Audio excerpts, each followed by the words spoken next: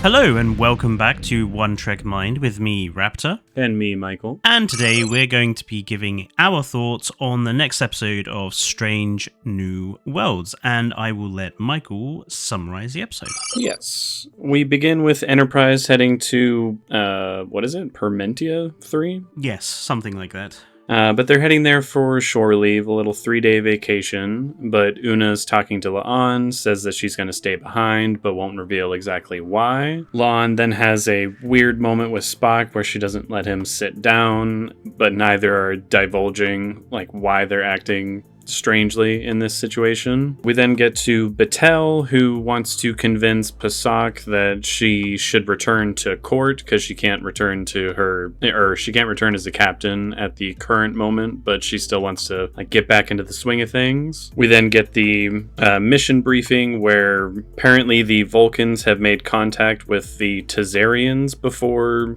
there was a federation, which is how they get out of the loophole of them contacting a pre-warp society outside the Prime Directive. Still have a problem with, but I'll let you sum up the episode. Yes, and they provided them with this nuclear energy that's about to explode, and in true Trek fashion, the Enterprise is the only ship that's close enough to take care of the situation, yada yada. But in order for them to help, they have to all become Vulcan, so they're not breaking the Prime Directive, and they can kind of worm their way around that situation. And that's how we get our main 4 Vulcans with La'an, Pike, Uhura, and Chapel. Pelia was originally going to change as well, but it doesn't work on her, just like LSD didn't work on her, apparently.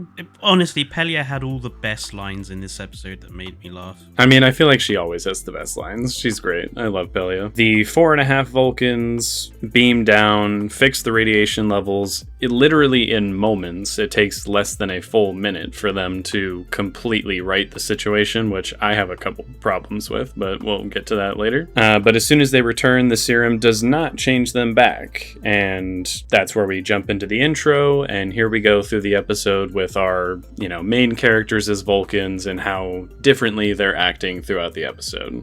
We get a kind of throwaway line that the serum used to change them was taken from Spock's experiences, which is why they all act so Vulcan without having to have learned, culturally how to behave as one and how to, mentally suppress their emotions, etc., which I also have a problem with. We'll talk about later. For the moment, everyone is confined to the ship for their safety, and also because it's just kind of weirding M'Benga out in that particular moment, as well as Una. Beto returns, but Uhura thinks there's a bit of a problem with their relationship that needs to be fixed, and they go off to potentially fix whatever this problem is. Kirk also returns, because this is the episode that has every character under the sun, apparently. Every single Strange New Worlds character was in this episode, I'm pretty sure. Which I also have a problem with. More on that later. He returns just to have a bit of fun. He was nearby and thinks maybe him and Scotty can hang out with La'an. We then go to Pike, who is ultra cleaning his kitchen, and he's really stressing out Batel, kind of just pissing her off. We then go to Chapel, who is doing 7 experiments at the same time, trying to take full advantage of her Vulcan, expand mind, is the way they wanted to phrase it. Again, I have a couple issues with that, but we'll come back to it. We then go back to La'an with Scotty and Kirk, and she's acting rather odd, saying there's so much uncontested space in the entire galaxy, and is kind of obviously becoming a bit Romulan in nature with the way she's speaking. And she ends up stealing Scotty's confidential info on the ship's capabilities, which I find weird that there's something confidential from the head security officer. Am I crazy in thinking that, or is that kind of a strange thing? No, but I also have thoughts about this, her becoming Romulan-esque as a result of this, which again we'll get to in a minute. I didn't particularly have issues with it until they reveal why that is at the end of the episode. We then go to Captain Pike bringing everyone in for a quick meeting where the four have decided they want to remain Vulcan and don't want to change back, which, surprise, surprise, I definitely saw that coming a mile away. Yes, because the episode was only about 20 minutes through. The rest of the main cast who have not been turned into Vulcans meet in Pelia's room because apparently life scans don't work in there. She's like jerry-rigged it so that no one can tell what's going on in her room, which is a very Pelia thing to do, but I don't know how she got away with that.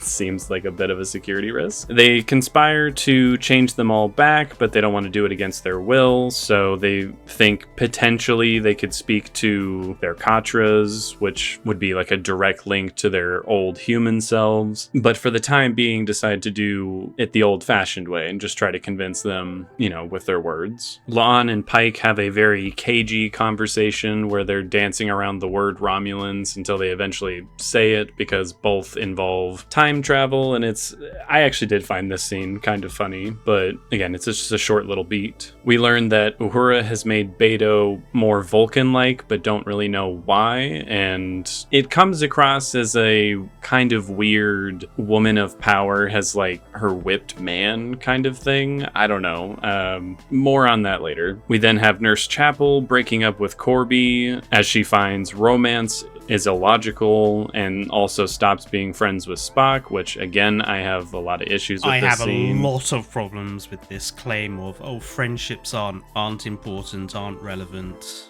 Vulcans don't care about friendships or relationships. Yeah, I agreed. I have quite a few issues with that. We then go back to La'an, who orders Kirk and Scotty to help make better weapons and is essentially like almost kidnapping them in this moment, where we jump back to Uhura, who it's revealed has mind melded with Beto to change him, and Erica rightfully tells her off for doing that, which again, I have quite a few issues with that as a plot point. And at this point, the crew's pretty much just had it with these 4 new Vulcans on their crew. They're just like unbearable to be around, essentially. So Una decides, okay, I know a Katra expert who just so happens to be my ex, and he could help. This is where we are introduced to Doug, who I actually did kind of like Doug in this episode. He and Una's weird relationship was a moment of humor that I really found pretty funny. And he brings out a very different side of Una, which is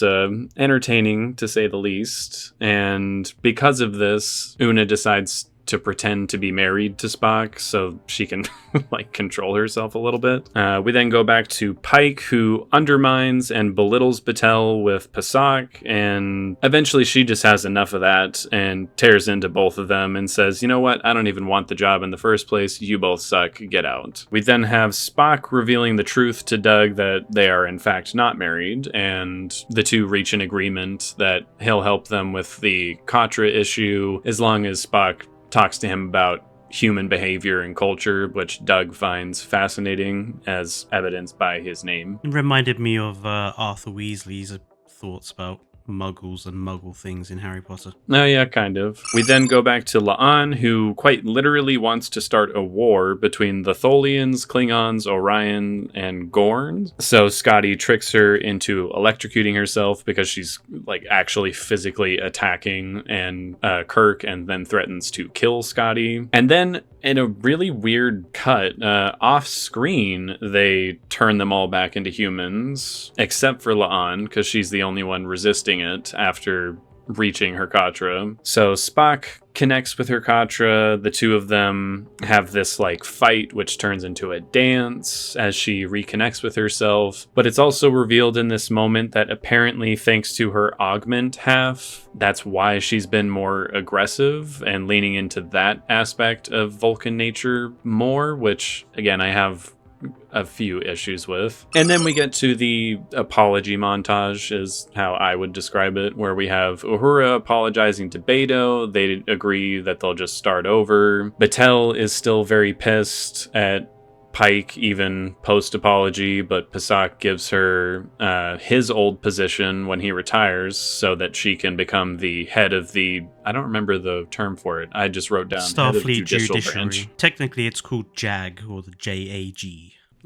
We then go back to Chapel, who's apologizing to Spock and Corby and makes some really shitty soup. La'an also apologizes to Una and reveals that the reason she was acting strange with Spock in the first place is because she found his socks in one of her drawers, and it really freaked her out that they were getting to that point in their relationship. And then Una leaves her to go on a date or something with Doug. I don't know if they're reigniting their relationship or not. If we get to see Doug more, I will not complain personally. I mean, she was wearing a rather saucy number, so who knows? And then we wrap things up with this little moment between Scotty and Kirk, which to me felt a little lackluster. It was just hey, we make a good team, right? And I'm like, yeah, I'm aware that you're both like main characters on the original show. Thank you.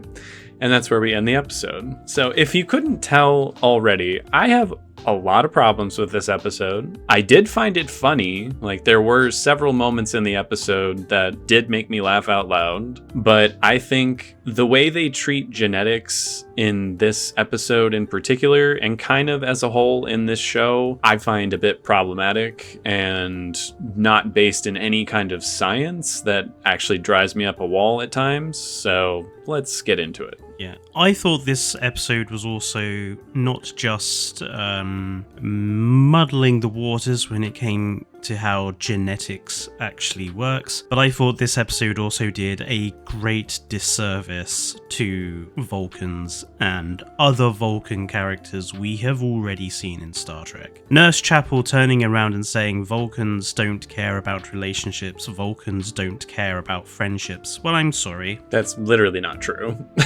It's just not true. Spock and Kirk, Tuvok and Janeway, T'Pol and Trip, T'Pol and Archer, T'Pol and Phlox. T'Pol even said herself to Trip that Vulcans do get affected when someone they have a great friendship with dies. It still affects them, even if they have this persona of complete calm. I'm just saying, we've seen plenty of specifically lesser known characters as well as Tuvok in romantic relationships with someone. Like they take husbands and wives, and it's clear that it's not simply for procreation. They develop relationships with people. It's not illogical to have those relationships. It's beneficial. So I really dislike that scene as well. The way that they present what Vulcans are like in this episode felt like a parody of what Vulcans are like. It was, let's ramp up the robotic, logic-driven senses to 11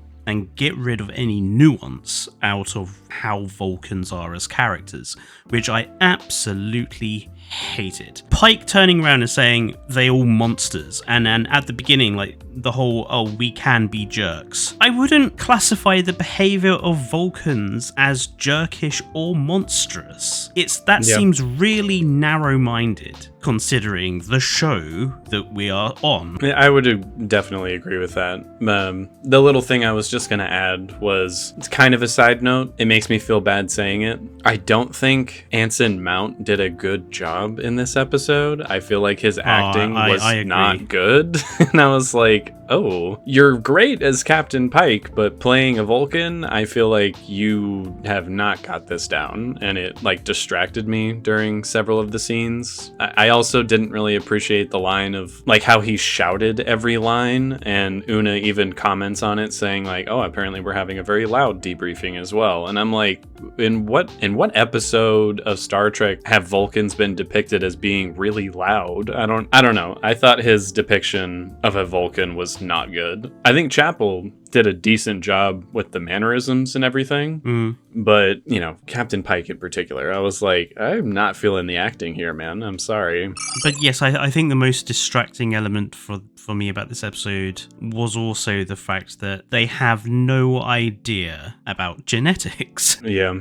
Like, that, I think, is a good segue into La'an's augment half, leading her to be more aggressive. I was like, that again, that's not how genetics work. Your genetics of having augmented DNA from your past does not mean you're inherently more aggressive and violent. That's the whole point of her character in the fucking show, isn't it? Well, exactly. So I found that to be a really off-putting line to explain away why she's acting more like a Romulan than a Vulcan. She wouldn't be acting Romulan anyway, because the way the Romulans are is a result of the social cultural aspects that occurred after the offshoot of Vulcans left to go and settle Romulus. And they explicitly said in the episode, this is based off of Spock's experiences as a Vulcan, so it doesn't make any sense for there to be that level of like aggressive Romulan-esque like qualities to La'an. Like even within the episode's logic, it doesn't really make sense. So yeah, not a fan of that.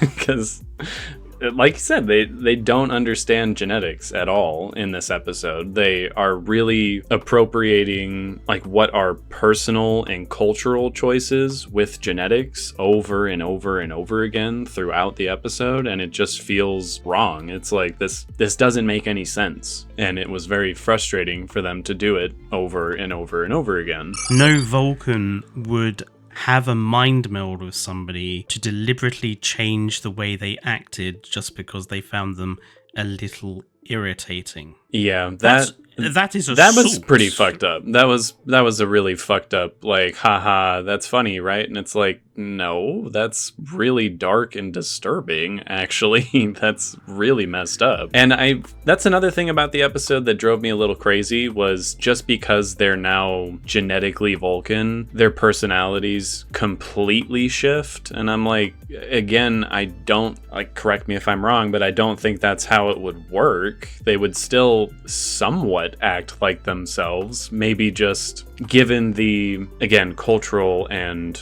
specific Spock elements of being a Vulcan, maybe they would be a little bit more logical, a little bit more blunt, a little bit more straightforward with things, but not completely different people who do really, really fucked up things to the people around them just because they're Vulcan now. And I agree, I think it's kind of insulting to Vulcans in general, the way this episode handles it. Basically saying like, oh yeah, Vulcans are a bunch of assholes who just do whatever the fuck they want to the people around them because they don't care. And that's just not true. No. Like even the more asshole-ish Vulcans we have seen in Enterprise do not act like this. They're not complete monsters. They just have their own prejudice because of the time period that they were in. A prejudice which starts to fade as the show goes on. The only two Vulcan characters that seemed somewhat well written to me were Pasak, because we've seen him before. We know he's an asshole, and it's like, okay, well, that's in character for him to be just a dick to Batel, and it's been established already that he doesn't really like humans, so fine, that stuff is fine. And Doug, I really liked Doug personally. I like seeing this actor play such a straight-faced character, because he's a pretty well-known comedian who is very, I wouldn't say off the walls or anything, but this is a very different type of character for him to play, which was fun to see. And he wasn't a dick or anything. He just has this innate like fascination with humans. He has this really strong weirdly chemical relationship with Una, which again I found pretty entertaining, but overall acted mostly like a Vulcan would, I would say. There was only one line he said that I thought was kind of dumb. I'm trying to remember exactly how it was phrased. Oh, when he was like, I'm not lying, seriously. Like, I can't lie, I'm 100% Vulcan. And I was just like, that felt like the comedian throwing in improv to me. That didn't really fit with how a Vulcan speaks. But it was just one little moment that I wasn't a huge fan of. The rest of it, I did enjoy. But something I would say is, even though I thought this episode was bad, I would not have minded that much if this was the singular gimmick episode of a season. But this is now the third, technically if you want to include last week's, the fourth. Wait, what would be the fourth then? Because there's the holodeck episode. The holodeck episode, the Q episode, the documentary. I wouldn't say the Q episode was a gimmick episode. Well, yeah, they brought John Delancey back to play Q. You know, as it felt gimmicky to me. I don't know. I don't think that one was gimmicky. It was just an entertaining like situation that they were all put in. I wouldn't necessarily call that a gimmick episode, personally. It just feels like we're having too many of these style episodes. Like, can we actually get back to something that's actually plot related, or something that's going to have long lasting consequences, or something a little bit that isn't just a gimmick, and a gimmick done badly? Yeah, badly. I do agree with that. I do think we've done too many gimmick episodes in this season, which normally, again, I'm not against the gimmick idea inherently, but you have to do them well in order for me to really gel with it. And this, I would say, mixed with last episode's gimmick Last episode's gimmick episode. Sorry, that was really difficult to say. Last episode's gimmick episode and this one back to back, I'm like, that's two pretty bad episodes, one right after the other, and it's really frustrating, especially when they've introduced us to something as interesting as the Gorn Vesda stuff and then not done anything with it for 3 whole episodes. I'm like, can we get back to that, please? I'm like praying and hoping next week is gonna get back to that, because there's only 2 episodes left now, and I would like for those 2 episodes to be done well, first of all, and 2, I would like them to have some relevance, like some importance to them. I also feel that the show is starting to lose its... How do I explain this? Do we have to have so many characters in episodes? And do we have to keep having Kirk show up?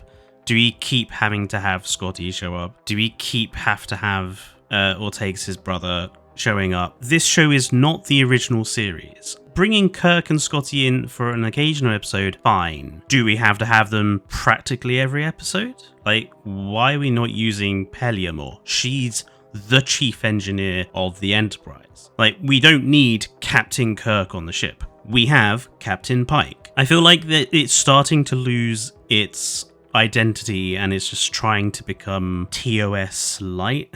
Yeah, I somewhat agree with that. Kirk showing up in this episode particularly, I was like, well, but why? Why? They didn't even give a good explanation for it or give him anything really interesting to do in the episode. He was literally just there to be there, and I do take issue with that. Scotty less so, because he is part of the crew now, but we've seen more of him than Pelia, and I agree. I'm like, he's not the chief engineer though, so why is he getting more than the chief engineer, who we're only going to get Pelia on this show? It's not like she's going to be in any other ones, or at least that I know of. I guess she's Lanthanite, so she's old enough to potentially show up in something else, but let's take this opportunity to explore her as a character more, not so much Scotty, who we've gotten plenty of already in TOS. And boy jingo, space must be pretty fucking small if Kirk just happens to be here at this pleasure planet where the Farragut happens to be being repaired.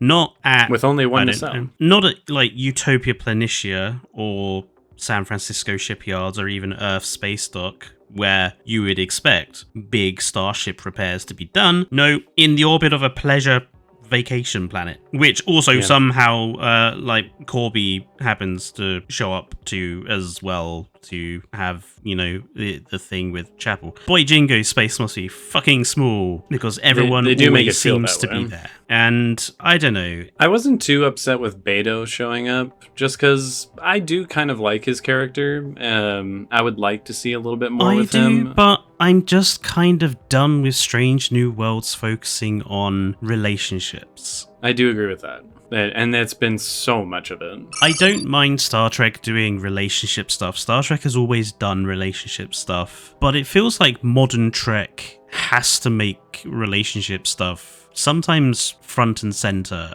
Like, it was all through Discovery. You see, I didn't feel like it was really all that much in Discovery. We had 2 major relationships with Burnham and who she didn't realize was a Klingon, and then later on, I forget his name. I'm sorry. Oh yeah, Book. And then you have, you know, the Doctor and our, I guess Stamets. not chief engineer, but what was he in charge of, Stamets? I know he was a science officer, but like, what was he? I don't know, whatever it was. Whatever it was. Maybe it wasn't as front and center in Discovery, but it did feel like relationship stuff did happen quite often in episodes, and fine. But in Strange New Worlds, it feels like it happens is all the time. So it feels like it's always there in every episode, and I'm just tired of it. Only with this season, though. Like, the first 2 seasons, I feel, did not have this same issue of relationships being at the forefront all the time, with the exception of Spock and Chapel. Yeah, the exception of an episode or 2 devoted to them, fine. But here it's like it's all the way through. And maybe it makes the show, maybe it makes it more realistic, or maybe it makes it more modern. I would argue it doesn't feel very modern or realistic for the fact that throughout, I'm pretty sure this entire show, we have not gotten one gay relationship. Not even one. I'll give Discovery credit for giving us several that were, I would consider, modern relationships. A modern view on what relationships are. Wasn't Chapel supposed to be bisexual? Well, yeah, but it's a throwaway line. You never actually see her with a woman. She just says, like, oh yeah, there was this girl I dated and it ended badly. Moving on. And then that's it. And here we have Una with her straight romance, and Pike with his straight romance, and Uhura and Beto with their straight romance, and Spock and La'an with their straight romance. And it's just a little, again, I don't want them to shoehorn a gay relationship into this show just for the sake of it, but the fact that we haven't seen even one that really differentiates that relationship from any of the others is a little weird, I think. And especially given the times we're in right now, it doesn't really feel great to not be seen at all in this supposedly very progressive series. So I don't know. I find it a little frustrating personally. I know a lot of people pan Discovery for the same thing, saying like, oh, well, it's all gay relationships and that's all they care about, which I think is kind of a ridiculous thing to say personally, considering there are, I think, 2 relationships that are major and at the forefront that are not straight. But I mean, I guess I'm getting a little sidetracked here, but it's something that's now gone a bit noticed by me, and it's just a little frustrating. I actually hadn't noticed it until you just mentioned it. It was a fun episode, but to me, it's a bad one. It's a waste. It's a waste of an episode which could have been about the Vesda and the Gorn, or it could have been an episode directly following on from last week's episode, or it could have been an episode on literally anything else. How about Ortegas and her PTSD that we've now completely forgotten which is now completely disappeared. She's just magically gotten better. Or an episode about the reaction to the documentary that we saw last week. It would have been interesting to have seen like how it was. Why not have it? The documentary causes a problem on Earth, and they have to go back to Earth. Show us some of Earth. Show us some stuff going on there. Just feels like this episode was just a waste. A waste. I agree. It did feel like a waste. A bit like last week's episode, insulting to an element of Star Trek canon, in this case, the Vulcans and the Vulcan culture and Vulcan characters we've seen in Star Trek before. Some people got really arsey at the holodeck episode for apparently being very unfair towards Roddenberry and taking the piss out of the original series and basically being very rude about it, which I didn't agree with. But I would say, I kind of think this episode was also in that, if you assume that case, this episode was also very rude towards Star Trek, and in some cases the Vulcans, which, you know, was a big thing for the original series, but for Star Trek as a whole. And I don't think it's a very good idea to be like so dismissive of what your show has been based off of. Like, again, with as many problems, I do have a lot of problems with the original series, but again, I can't deny that without it, we wouldn't have had some of the greatest Star Trek and some of the greatest sci-fi that's ever been created. So to be that rude towards the whole subsect of characters is kind of off-putting. Yeah, there is a difference, I feel, between deconstructing something from 50 years ago and re-evaluating it and examining where it did quite well and where it may not have done as well as it could have. That's very different to taking the piss out of it. And this episode, with the way Pike was doing the acting, with the way that massively overemphasized the Vulcan love of logic. It felt like they were taking the piss. And I felt bad every time Spock was in a room with them because it felt like they were racist. 4.5 Vulcans? They were racist.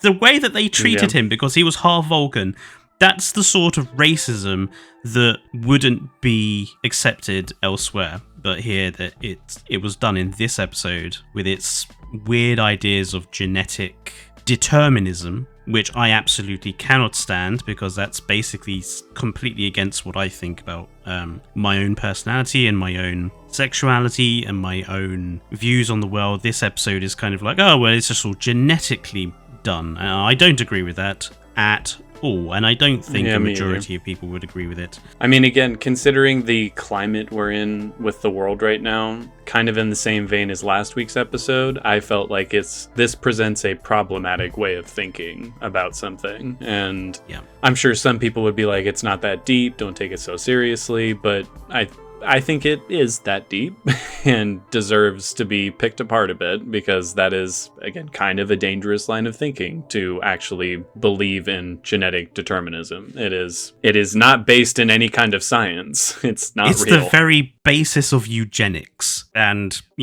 we know Star Trek's opinion on eugenics. They literally made it a war, literally have Khan as a result of it, and everything else. Star Trek is not pro-eugenics, but I don't know. The way they think about genetics as being that important, who knows? So yeah, I'm kind of done with this episode, if you want to talk us out. Yep. But let us know what you thought about this episode. Do you agree with our criticisms? Do you disagree? Let's all keep it respectful, but we welcome the conversation. Leave us a like, comment, subscribe. It helps us tremendously. And until next time, that is going to be it from me. And it's goodbye from me.